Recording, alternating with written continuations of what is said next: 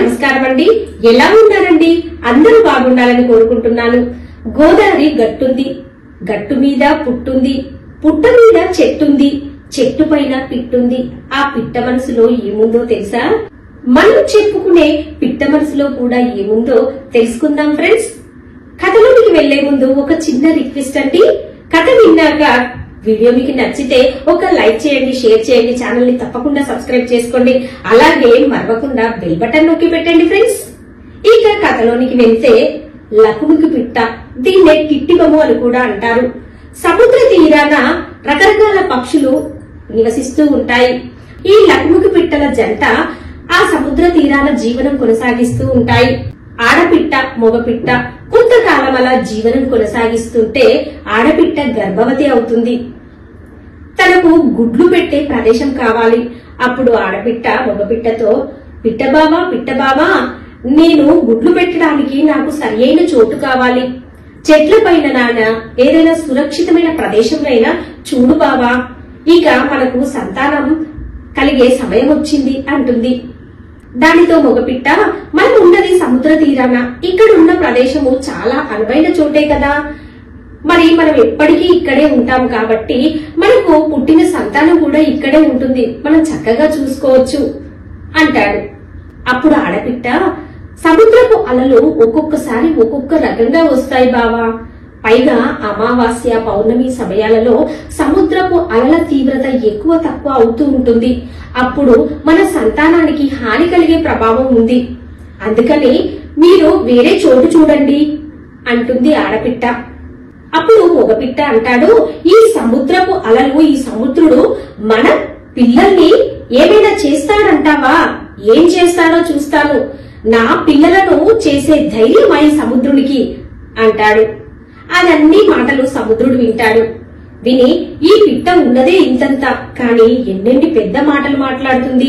నువ్వు గుడ్లు పెట్టు చూస్తా, నీ పిల్లలు నీ గుడ్లు ఎలా ఉంటాయో అని సముద్రుడు అనుకుంటాడు. ఇక మగపిట్ట మాటలు విన్న ఆడపిట్ట సముద్రపు తీరానికి, సముద్రపు అలలు రాని ప్లేసు, సముద్ర తీరానికి ఎగువ భాగంలో ఒక గుంత తీసుకొని ఆ గుంతలో గుడ్లు పెట్టుకుంటుంది. కొంత సమయము ఆడపిట్ట తన గుడ్లను చూసుకుంటే మగపిట్ట ఆహారం కోసం వెళ్తుంది. ఇక మగపిట్ట వచ్చి తన గుడ్లను చూసుకుంటుంటే ఆడపిట్ట ఆహారం కోసం వెళ్తుంది. ఒకసారి ఏమవుతుందంటే రెండు పిట్టలు కలిసి ఆహార సేకరణకు వెళ్తూ ఈ గుడ్లను వదిలేసి వెళ్తాయి. ఇదే సమయం అని సముద్రుడు ఏం చేస్తాడంటే తన అలల తీవ్రతను పెంచి, అసలు అక్కడికి అలలు వెళ్లే ప్రదేశమే కాదు, అయినా పక్షుల అన్నందు వల్ల సముద్రుడు కావాలనే పక్షి గుడ్లను అలల తీవ్రతను పెంచి ఆ గుడ్లను తనలోకి లాక్కుంటాడు. ఇక సాయంకాలం వేళ అయ్యింది. పక్షులు తిరిగి తన గుడ్లు పెట్టిన ప్రదేశానికి వచ్చాయి. ఆడపక్షి తన గుడ్లను చూసుకుంది. ఆ గుంతలో గుడ్లు లేవండి. ఇక ఆడపక్షి లబ్బో దిబ్బోమని ఏడుస్తుంది. నేను ముందే చెప్పాను కదా బావా, ఈ గుడ్లు సముద్ర తీరాన అంత సురక్షితం కాదని, ఇప్పుడు చూడు సముద్రుడు మన గుడ్లను లాక్కెళ్లాడు అని తన కడుపు శోకాన్ని తట్టుకోలేక చాలా ఏడుస్తూ ఉంటుంది. అదంతా చూసిన మగపక్షికి చాలా కోపం వస్తుంది. సముద్రుడా, నువ్వు నా గుడ్లను లాక్కెళ్తావా? నీ అలల తాకిడి, నీ అలల తీవ్రత లేకుండా నిన్ను కప్పెట్టేస్తాను, నీ అలలు ఇక్కడ దాకా రాకుండా సముద్రాన్ని మొత్తం ఇసుకతో కప్పెట్టేస్తాను అంటూ శపథం చేస్తాడు. చాలా కోపంగా ఉంటాడు, అంతే బాధపడుతూ కూడా ఉంటాడు. మగపక్షి యొక్క కోపాన్ని చూసిన ఆడపక్షి, బావా నువ్వు ఒక్కడివి చేస్తే ఏమి చేయలేవు, నీ రెక్కెంత, నీ శక్తి ఎంత, నీ ముక్కెంత, మన శక్తి సముద్రునిపై సరిపోదు, మనకంటే సముద్రుడు బలవంతుడు, అందుకే నువ్వేదైనా సముద్రుణ్ణి చెయ్యాలనుకుంటే మన పక్షుల జాతికి చెప్పు, వాళ్ళేమైనా సహాయం చేస్తారో అడుగు, వాళ్ళేమైనా సహాయం చేస్తే నువ్వు చేయాలనుకున్నది సముద్రునిపై చెయ్యి అని ఆడపక్షి మగపక్షికి సలహా ఇస్తుంది. తన భార్య మాటలు విన్న మగపక్షి పక్షులన్నింటికీ చెప్తాడు.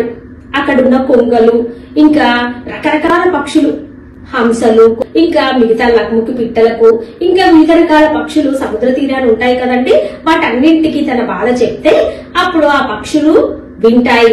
కొన్నేమో ఎందుకు మన మిత్రుడు ఇంత రిస్క్ తీసుకుంటున్నాడు సముద్రునిపై అని కొన్ని పక్షులు అనుకుంటాయి. కొన్ని పక్షులు మాత్రం ఇప్పుడు మన మిత్రుడికి వచ్చింది, రేపు ఇదే కష్టం మనకు రావచ్చు, ఈ సముద్రుడికి ఎలాగైనా బుద్ధి చెప్పాలి అని మరి కొన్ని పక్షులు అనుకుంటాయి. ఇలా పక్షులు ఈ పిట్ట దగ్గరికి వచ్చి అవి కూడా సహాయం చేయడానికి సహకరిస్తాయి. అవి ఒక సలహా ఇస్తాయి, మనం కలిసి చేస్తేనే ఈ పని పూర్తి కాదు మిత్రమా, మన రాజు, మన పక్షులందరికీ రాజు మన గరత్మంతుడన్నా ఉన్నాడు కదా, అన్నకు చెప్దాము, ఆ అన్న ఏమైనా చేస్తాడు చూద్దాము, అన్న సముద్రుడి కంటే బలవంతుడే, అన్న ఏదైనా చేయగలడు, మన బాధంతా అన్నకు తెలుపుదాము అని ఈ పక్షులన్నీ కలిసి గరత్మంతుడి దగ్గరికి వెళ్తాయి. అప్పుడు ఈ పక్షులన్నింటినీ చూసిన గరత్మంతుడు, ఏంటి మిత్రులారా ఎందుకు వచ్చారు అంటే, అప్పుడు ఈ లక్ముకి పిట్ట చెప్తుంది, ఇలా గుడ్లను సముద్ర తీరాన పెడితే కావాలనే సముద్రుడు నా గుడ్లను లాక్కెళ్లాడు, నేను సముద్ర తీరానికి చాలా ఎగువ ప్రాంతంలో అలలు రాని ప్లేస్లనే పెట్టాము, అయినా కాని కావాలనే నా గుడ్లను సముద్రుడు లాక్కెళ్లాడు అని తన బాధ చెప్తుంది. అప్పుడు అదంతా విన్న గరత్మంతుడికి కూడా కోపం వస్తుంది. నా మిత్రులకు కష్టం వచ్చింది, నేను తప్పకుండా మీకు సహాయం చేస్తానని ఆ సముద్ర తీరానికి గరత్మంతుడు వస్తాడు. అదంతా చూసి గరత్మంతుడు, మిత్రమా నీకు నేను తప్పకుండా సహాయం చేస్తాను అని తన వంతు పాత్ర తను కూడా చేస్తుంటాడు. ఇంతలో విష్ణుమూర్తి ఆ నారాయణ స్వామి బయటకు వెళ్లాలనుకుంటాడు. విష్ణుమూర్తి వాహనం గరత్మంతుడు కదా, అందుకే విష్ణుమూర్తి తన దూతలను పంపించి గరత్మంతుని తీసుకురా అంటాడు. అప్పుడు విష్ణుమూర్తి దూతలు గరత్మంతుని వద్దకు వస్తారు. స్వామి మిమ్మల్ని రమ్మంటున్నాడు గరత్మంత అంటారు. అప్పుడు గరత్మంతుడు, నేనెందుకు, స్వామికి చాలా మంది ఉన్నారు చేసేవాళ్ళు, నేనెందుకు, నేను కష్టాలలో ఉన్నాను, నా మిత్రులంతా ఇలా బాధపడుతున్నారు, మీ స్వామికి ఇంకా చాలా మంది పెద్ద పెద్ద వాళ్ళు ఉన్నారు, వాళ్లతో చేయించుకోమను అంటాడు. విష్ణుమూర్తి పాల కడలిపై శేషపాన్పుపై పవలిస్తాడు. అలాంటి పాల సముద్రంపై గరత్మంతుడు వెళ్తూ ఉంటాడు. అలాంటి సముద్రుడే ఇలా మా జాతికి కష్టం తెప్పించినప్పుడు నేనెందుకు వెళ్ళాలి అనుకుంటాడు గరత్మంతుడు. ఆ విష్ణుదూతలు అక్కడ జరిగిందంతా చెప్తారు. ఇలా భూలోకంలో సముద్ర తీర ప్రాంతంలో ఓ పక్షి గుడ్లను సముద్రుడు ఎత్తికెళ్లాడు, అక్కడ ఒక గందరగోళం జరుగుతుంది స్వామి అని చెప్తాడు. అప్పుడు విష్ణుమూర్తి తాను ఒకసారి ధ్యానంలోకి వెళ్లి అక్కడ జరిగిందంతా తెలుసుకుంటాడు. ఓహో, అయితే నేనే గరత్మంతుని వద్దకి వెళ్తాను అని విష్ణుమూర్తే స్వయంగా గరత్మంతుని వద్దకి వచ్చి, గరత్మంతా ఏంటి నీ కష్టము అని అడుగుతాడు. స్వామి, ఇది జరిగినది, నా మిత్రుడి గుడ్లను నేను తెచ్చి ఇవ్వాలి, నా కర్తవ్యం అది, స్వామి మీరు మాకు సహాయం చేయండి తండ్రి అని అడుగుతాడు. అప్పుడు విష్ణుమూర్తి, నేను తప్పక సహాయం చేస్తానని చెప్పి విష్ణుమూర్తి సముద్రుణ్ణి పలకరిస్తాడు. సముద్రుడా, ఆ పక్షి గుడ్లను ఇచ్చేసాయి అని అంటాడు. అప్పుడు సముద్రుడు హడలిపోతాడు. స్వామి, నేను ఆ పక్షి గుడ్లను తిరిగి ఇస్తాను తండ్రి అని చెప్పేసి సముద్రుడు అలలు వచ్చినప్పుడు ఆ అలల ద్వారా ఆ గుడ్లను బయటికి పంపించేస్తాడు. అప్పుడు ఆడపక్షి ఆ గుడ్లను చూసుకొని సంతోషపడుతుంది. తన గుడ్లను తను దగ్గరికి తీసుకుంటుంది.